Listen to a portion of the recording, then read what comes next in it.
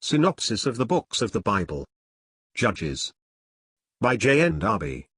All Scripture is given by inspiration of God, and is profitable for doctrine, for reproof, for correction, for instruction in righteousness, that the man of God may be perfect, truly furnished unto all good works.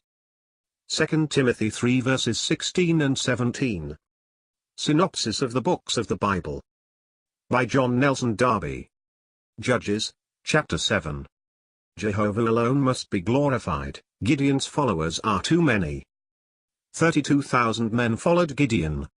But Jehovah will not have so many. He alone must be glorified in their deliverance.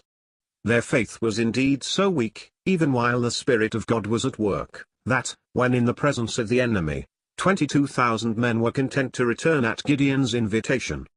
The movement produced by the faith of another is quite a different thing from personal faith. But 10,000 men are still too many. Jehovah's hand alone must be seen. Those only may remain who do not stop to quench their thirst at their ease, but who refresh themselves hastily, as opportunity offers, more occupied with the combat than with their own comforts by the way. This was what was needed for Israel, that Jehovah should have his place in their hearts and faith, and it suited the just judgment of God in Israel that they should, as to their place in the work, be left out of the glory of it. Gideon's mistrust changed to assurance. Gideon now displays entire confidence in God. Previously, the weakness of his faith had made him look too much at himself, instead of simply looking to God.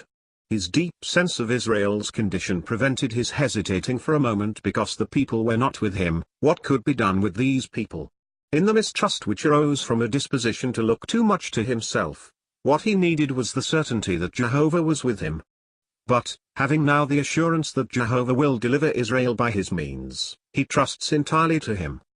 Jehovah's work, his care to give his servant confidence. Jehovah throws terror and alarm into the midst of the enemy, and acquaints Gideon with this. It is affecting to see the care which God takes to impart confidence to his servant, suitably to the need which the state of things had created. Already the name of Gideon resounded with dread in the numerous army of the Midianites. Then, terror-stricken, they destroy each other. The confidence of the Midianites, founded only on Israel's want of power, melted away before the energy of faith, for the enemy's instruments have always a bad conscience.